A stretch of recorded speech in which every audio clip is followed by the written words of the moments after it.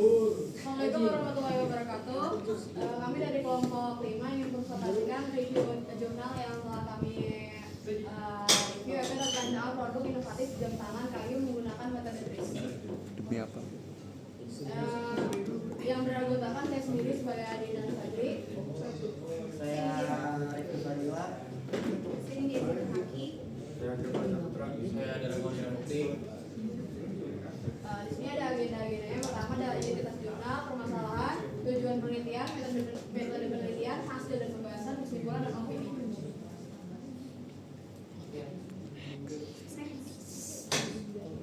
Selanjutnya ada identitas jurnal yang menjudul perancangan produk inovatif jam tangan kayu menggunakan metode TRIS dengan penulis Gita Permata Wilansari dan Aditya Rahman. Afiliasinya dari Institut Teknologi Nasional Bandung. Next. Pertama ada permasalahannya, yaitu jam tangan kayu khas Bandung memiliki potensi ekonomi yang besar, namun masih terkendala oleh kualitas material, desain dan komponen yang kurang baik dengan harga relatif tinggi, sehingga menyebabkan kepuasan konsumen rendah. Penelitian ini menggunakan metode TRIS untuk merancang jam tangan kayu yang lebih berkualitas dan kompetitif, guna memenuhi harapan konsumen dan meningkatkan daya saing produk. Tujuan dari penelitian ini yang pertama merancang produk jam tangan kayu yang inovatif dan berkualitas. Yang kedua meningkatkan kualitas dari segi bahan, desain, suku cadang dan proses produksi, dan yang terakhir menggunakan metode TRIS untuk memecahkan masalah teknis dan memenuhi harapan konsumen. Metode penelitian dari jurnal tersebut yaitu menggunakan metode TRIS untuk merancang produk jam tangan kayu inovatif. Tahapan penelitian secara umum meliputi identifikasi masalah menggunakan situation questionnaire untuk mengetahui kondisi produk yang ada. Yang kedua, formulasi masalah dengan menyusun kebutuhan konsumen dan kendala teknis yang muncul. Dan yang terakhir, pemecahan masalah melalui situation model, direction for innovation, dan penentuan incentive principle untuk menghasilkan alternatif desain produk. Suara. Selanjutnya ada hasil pembahasan. Yang pertama dari identifikasi dari produk. Teman-teman dari dimensinya ini ada performance, kebutuhan produk yang diinginkan yaitu jam tangan menunjukkan waktu secara akurat, untuk bodinya menarik. Terus dari dimensi fitur ada bentuk strap atau bracelet yang menarik, jam tangan memiliki tampilan yang menarik. Dari segi dimensi fitur ada lagi jam tangan mudah digunakan, terus jam tangan tidak mudah terlepas saat digunakan. Dari dimensi reliability, komponen terpasang secara kuat, bodi dan tutup jam mampu melindungi mesin dari jam, dari air, dari benda dan benda asing. Terus dari segi dimensi conformance ada jam tangan nyaman digunakan. Terus ada dari durability, umur pakai baterai jam panjang, terus kemudahan membongkar komponen jam. Terus dari segi serviceability ada kemudahan memasang komponen jam serta ketersediaan spare part. Terus dari terakhir dari segi estetik ada kombinasi warna elegan. Di sini ada bill of material dari jam tangan sendiri, yang pertama dari jenis jam tangan. Terus di tutorial 31 ada spare part, case dan strap atau bracelet. Nah, spare part case ini dipecah lagi menjadi level 3. Dari spare part sendiri ada movement, crown, spring bar, jarum jam. Sedangkan dari segi case ada penutup body, bezel, body, kaca dan dial. Nah, di sini ada bagian-bagiannya yang dibutuhkan dari komponen.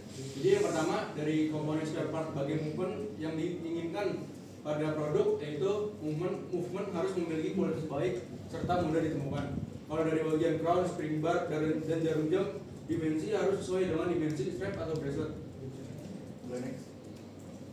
Baik, di sini yang ketiga ada analisis perancangan produk dengan TRIS.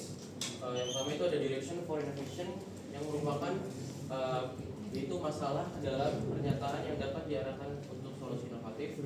Terus yang kedua ada inventive principles, menerapkan prinsip-prinsip TRIS seperti local quality dan prior action untuk menyelesaikan masalah yang telah diidentifikasikan. Next, yang kedua ada direction for innovation, yaitu nomor 14 itu temukan kayu yang tersedia banyak di pasaran dengan memiliki tingkat kekerasan yang tinggi. Nah, pada nomor 16 ini temukan cara untuk membuat kayu yang kurang memiliki tingkat kekerasan yang tinggi menjadi bertambah kekerasannya. Untuk kode C4 temukan cara untuk mengeliminasi untuk memilih movement mana sajakah yang memiliki Berikutnya ada temukan cara untuk merawat movement agar umur pakai produk menjadi panjang. Temukan movement dengan kualitas yang baik dan original akan tetapi harus terdapat banyak di pasaran. Nah untuk B3-nya temukan buckle yang memiliki kualitas yang baik. Nah B3-nya temukan kancing yang memiliki kualitas yang baik. Next. Nah, selanjutnya yaitu inventive principle. Penerapannya yang pertama pada lapangan politik yaitu menggunakan kayu jati dari Jawa Timur yang memiliki kekerasan yang sangat tinggi, sifat mudah dibentuk serta memiliki motif namun terdapat banyak di pasaran. Selanjutnya yaitu prior action, yaitu sanding filler untuk menutup rongga-rongga kayu sehingga kayu tidak mudah rapuh. Setelah itu melamin sealer agar kayu terlapisi permukaannya sehingga air tidak dapat meresap ke dalam kayu. Lalu jika ingin warna yang berbeda maka tahapan terakhir yaitu di coating.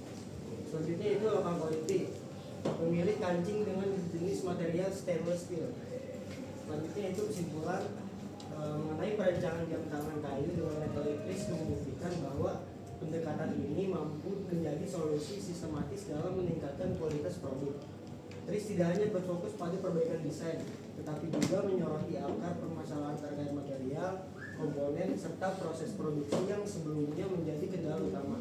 Melalui pemetaan kebutuhan konsumen dan penerapan prinsip-prinsip inovatif, diperoleh rancangan produk yang lebih fungsional, berkualitas, dan memiliki daya saing tinggi. Dengan demikian, metode TRIS dapat dipandang sebagai strategi efektif untuk mendorong inovasi pada produk industri kreatif agar mampu memenuhi ekspektasi pasar.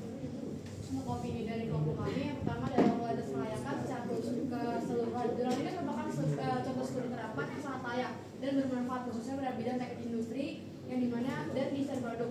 Penelitian ini berhasil menunjukkan bagaimana teori TRIS dapat diterapkan secara sistematis untuk memecah masalah.